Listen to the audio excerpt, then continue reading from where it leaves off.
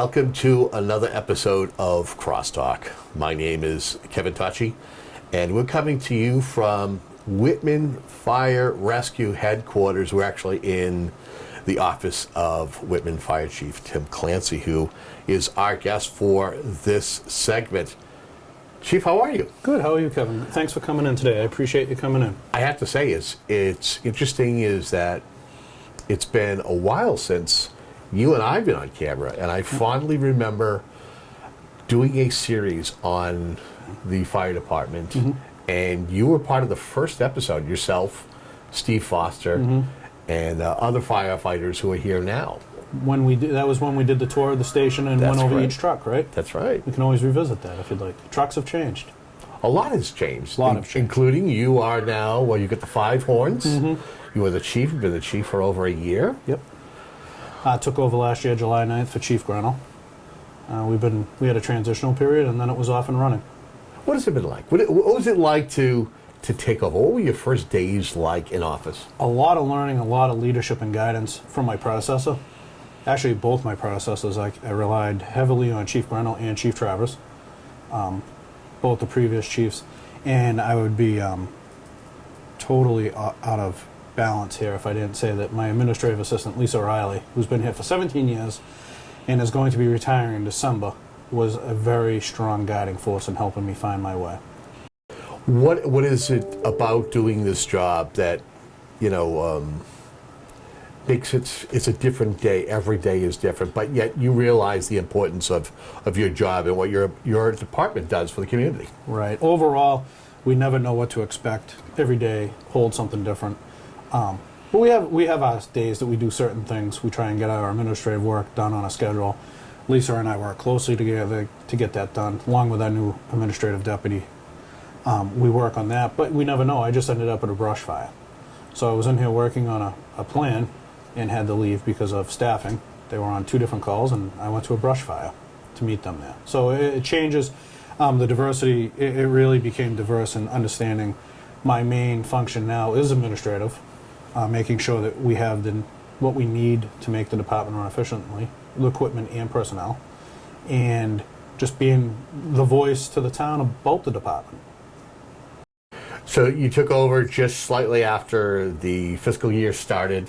Did you have any insight into the budget process prior to taking over? I did not.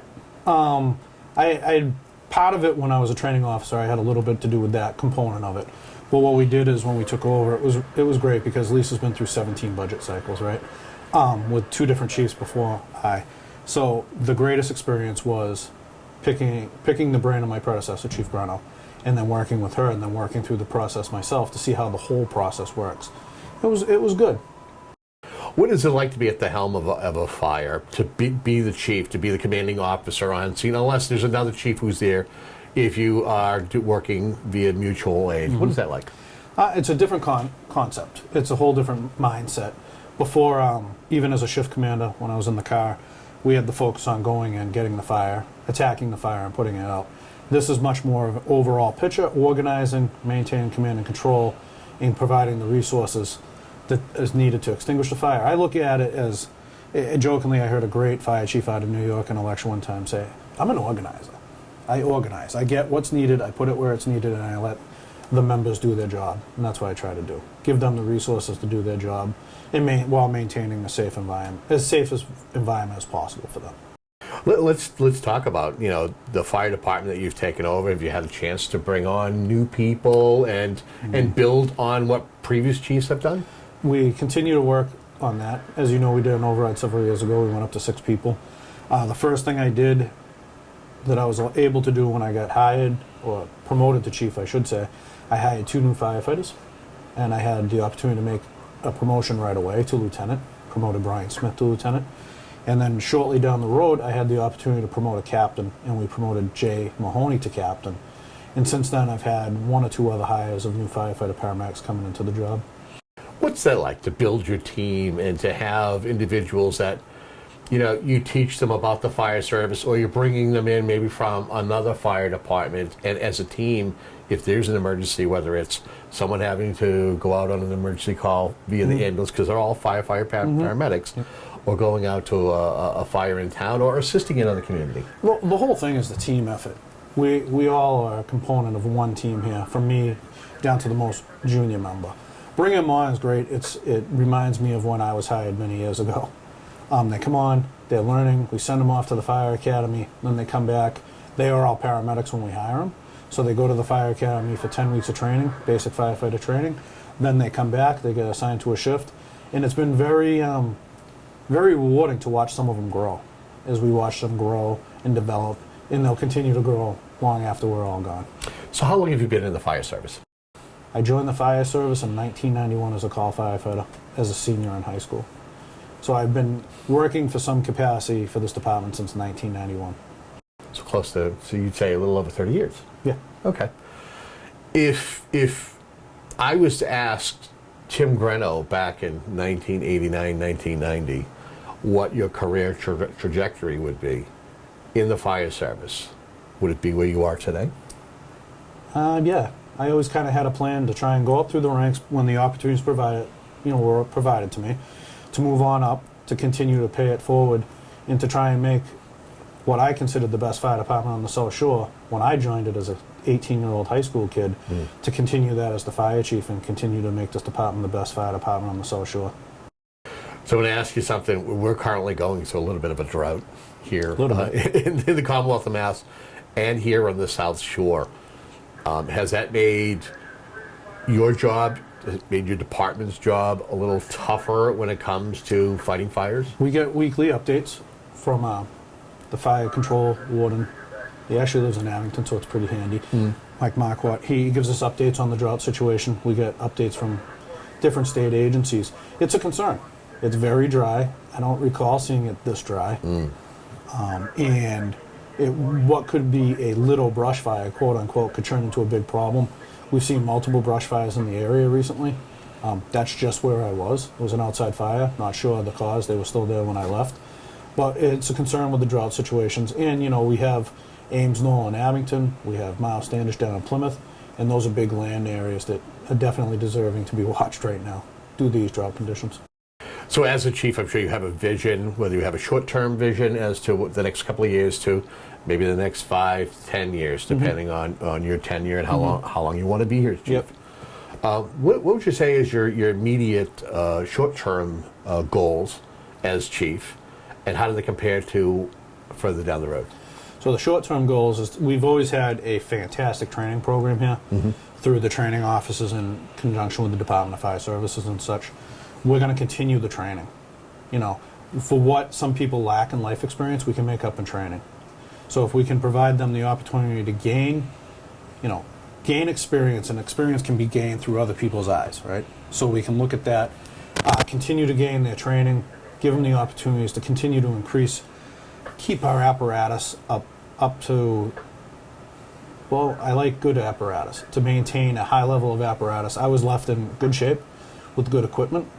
As far as ambulances and fire apparatus, I want to continue to maintain that. I said I was working on a plan when you came in. It's actually my 5-year capital plan of what I'm looking for in the next 5 years. We're looking at some ambulance replacement.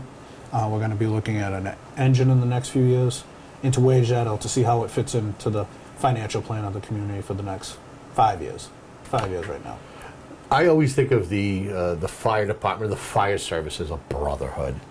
And I have family members who are firefighters and who've made it up the ranks to chief, and they say the same thing. To them it's a brotherhood. What is it like as a chief? You have a lot of new chiefs here on the South Shore who've come in. What is it like to be coming in with a new wave of fire chief? It's actually different because not only do we have that brotherhood in this station, but I would say all the younger chiefs, and there are a lot of them currently. There's a lot of older, more experienced, seasoned chiefs that are leaving and retiring. It's their time, and deservedly so that they enjoy their retirement. But a lot of the younger chiefs have that same bond. We talk a lot. A lot of chiefs in this area talk a lot. We kick things off each other. We bounce ideas off each other. And it's not uncommon through our mutual aid cycle that we show up to help each other out. It might not, that everything's fine, but sometimes it's nice just to see a friendly face. And as far as here, the brotherhood is alive and well. We share a bond that's unique to this profession and this profession only. whereas we are one big family. And I like the sense of family, and I push the sense of family. I've been asked some questions about certain things, and I'll tell you, family first. We'll figure it out. Well, let's talk about being a department head and being amongst other department heads.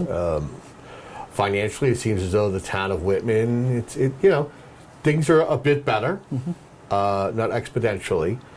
Talk to me about, having a look at your budget and, make sure that you have everything that you need to be able to save lives, to be able to give the best to the community, and knowing that things are better at the moment, but in a year or two, that could change. Right. So one of the things that we look down is we look at it weekly. Every week we monitor our budget closely, looking for trends, because if we can trend it, we can track it. And once we figure that out, we can see if there's any deficiencies to move forward. And I can tell you the experience this past year during budget season was, it was rewarding to go in and say, this is why we need this, and have the documentation to show that it's just not a random number. To look at it, track it, trend it, see where we're at, where is our call volume increasing, what equipment are we using, and we track all that so that we can take it forward. One thing in this town that I think is great is the department heads work well together. Board of Selectmen, the TA, through all the department heads, I believe. I'm not even sure. I think there's 9 of us. I think there was 9 to 12, that last I was told. We all work well together. We talk with each other. We're able to communicate about different ideas. Hey, have you ever run into this? Although we're a unique situation with the fire service. The public safety is a little bit different, but we can still talk and get through some things together and bounce some ideas off each other. I think it's what you see here is a team effort. We want to work together for the betterment of Whitman. And down the road, we'll see what happens. We hope for the best and we'll prepare for the worst. Well, we're currently in the throes of a state election. We've got a primaries coming up, general election. You could see new leadership in the State House. And financially, because of what's going on with the pandemic, which is supposedly going to be transitioning into an endemic, folks think that there could be a recession, and that's something to definitely keep an eye on. That's hence my question. One other thing that we saw during the pandemic, and I'm not quite sure we're at the endemic stage just yet. I'm also the emergency management director, and we run the COVID program, and we monitor the numbers along with the Board of Health each week. We've remained steady at a certain point for a while. We haven't seen any sharp spikes up or down. I don't know that we're out of the woods yet, but the relief was very beneficial from the government because that afforded us the opportunity to buy the equipment, secure the locations, and provide those clinics that we provided to the citizens of Whitman, and eventually branched out to whoever wanted to come. It was a good thing.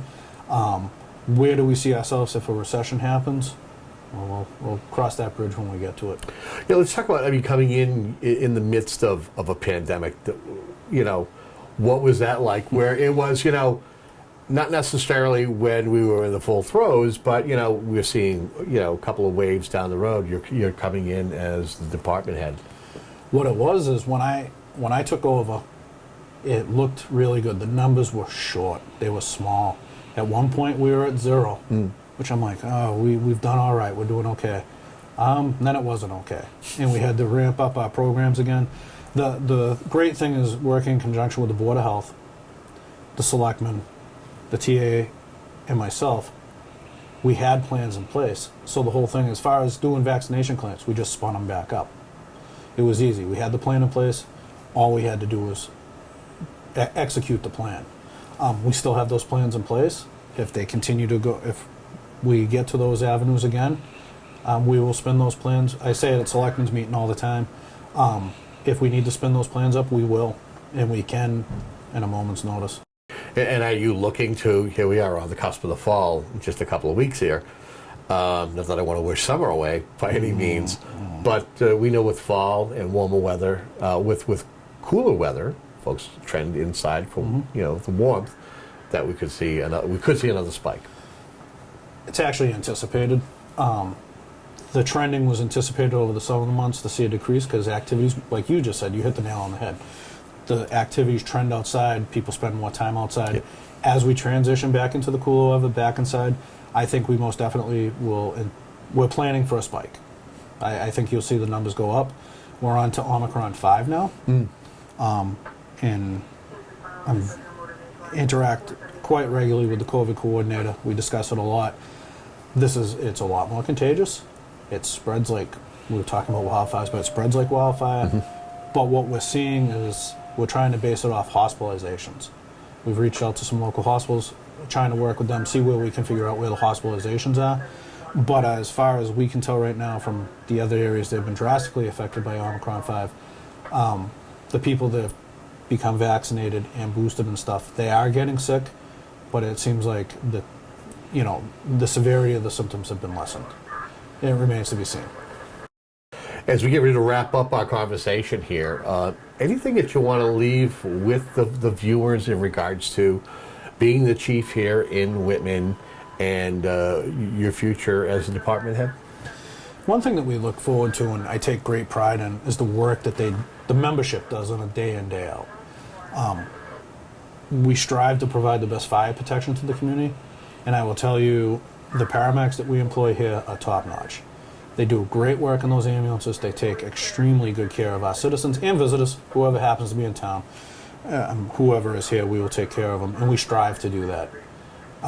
We, and I especially, expect to provide the best care, and they do. Whatever the call services is, from a lockout to a medical emergency to a fire. I strive to have the best possible services we can provide, because I say it a lot, probably too much to them. I want all the people that we interact with to understand that we care, and we do. I use a saying pretty regularly, like, it's a car accident, right? It's just a car accident. We go to a lot of car accidents over the course of our career, right? But at that time, keep in mind that this is possibly the worst day of this person's life up to this point, or possibly comparable, a major traumatic event in their life. And I just want, they realize that, treat people with compassion, I used to say all the time, treat them how you'd want to treat your grandmother or your mother, and treat them that way. And one of the things is we have an open door. If you have concerns or questions, you can always come in. My email's available. My administrative assistant and I are always here. Lisa and I are always here, and if you had questions or concerns, we can we're very accessible. Well, we look forward to having more conversations with you as needed down the road.